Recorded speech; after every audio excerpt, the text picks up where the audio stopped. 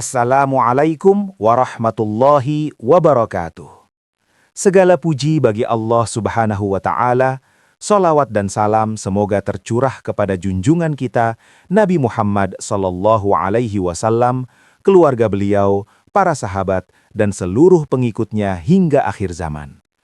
Pada kesempatan ini, kita akan menapaki jejak-jejak cahaya dari manusia-manusia pilihan, mereka yang hidup di sisi Rasulullah Shallallahu Alaihi Wasallam, belajar langsung dari keteladanan beliau dan mengorbankan jiwa serta raga demi tegaknya Islam.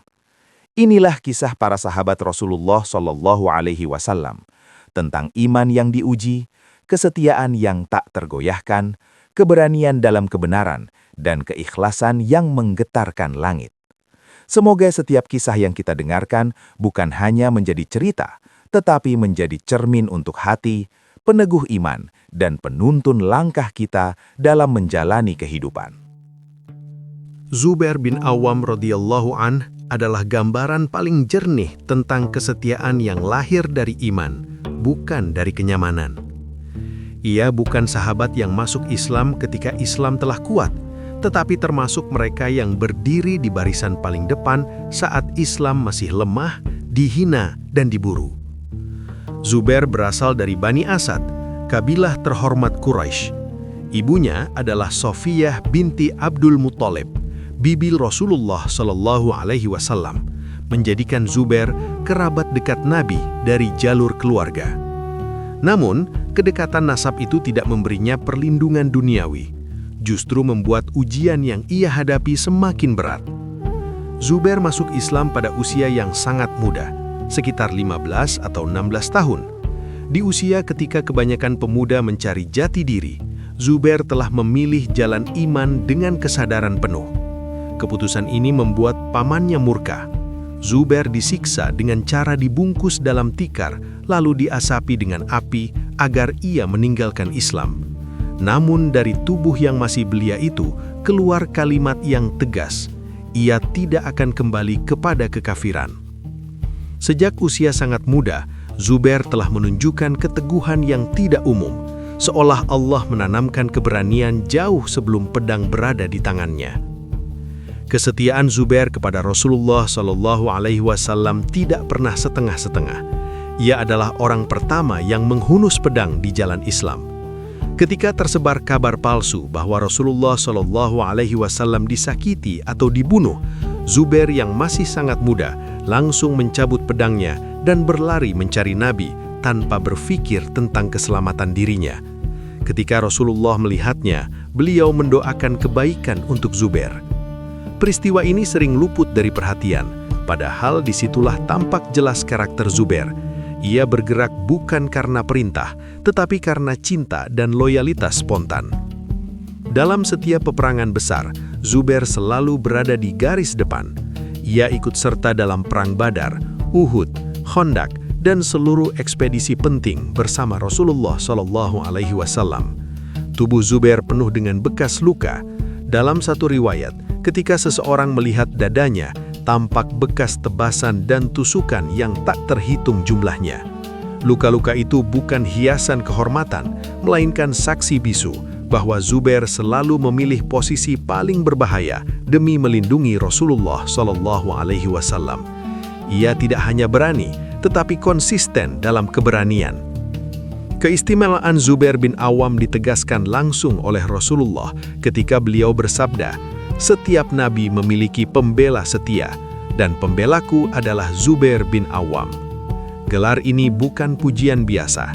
Ia menunjukkan bahwa Zubair bukan sekedar pejuang, tetapi tameng hidup Rasulullah. Dalam Perang Khandaq, Rasulullah Shallallahu Alaihi Wasallam secara khusus menunjuk Zubair untuk misi pengintaian yang sangat berbahaya. Bukan sekali, tetapi 3 kali Rasulullah memintanya, dan setiap kali Zubair menjawab tanpa ragu.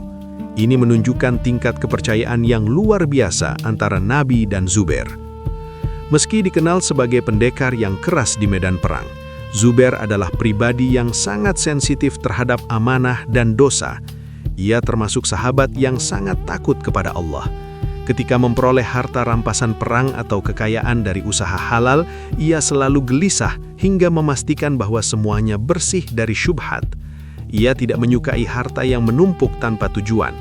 Bahkan ketika wafat, Zubair meninggalkan banyak utang, bukan karena hidup bermewah-mewah, tetapi karena ia sering menjadi penjamin kebutuhan orang lain. Ini sisi lain Zubair yang jarang dibahas, pembela umat dalam senyap, bukan hanya di medan perang. Zubair bin Awam juga termasuk dalam 10 sahabat yang dijamin masuk surga. Namun jaminan itu tidak membuatnya merasa aman. Ia tetap hidup dalam kewaspadaan spiritual. Setelah wafatnya Rasulullah, Zubair menghadapi masa-masa sulit ketika umat Islam dilanda fitnah besar.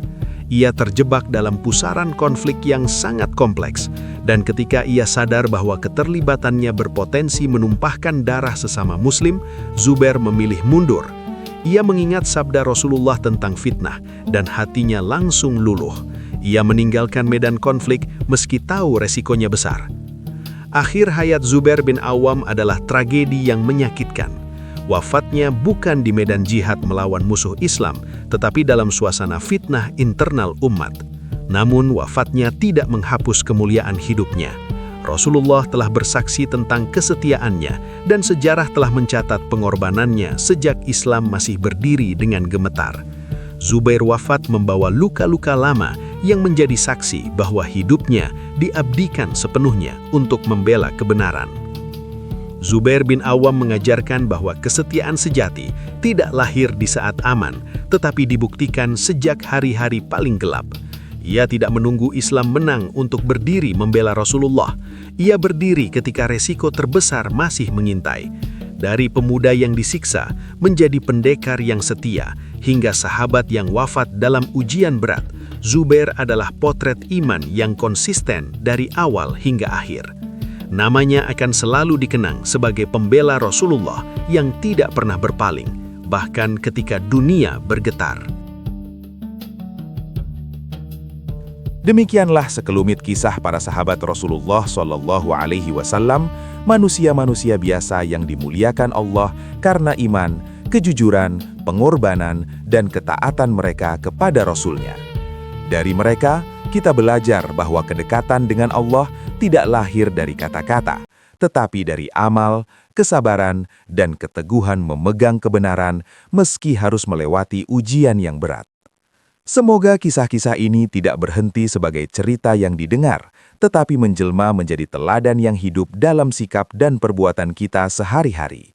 Semoga Allah menanamkan di hati kita kecintaan kepada para sahabat Nabi SAW, mengumpulkan kita bersama mereka di akhirat kelak, dan menjadikan hidup kita berada di jalan yang diridhoinya. Akhir kata, semoga apa yang disampaikan bermanfaat, menambah iman, dan menjadi pengingat bagi kita semua. Wassalamualaikum warahmatullahi wabarakatuh.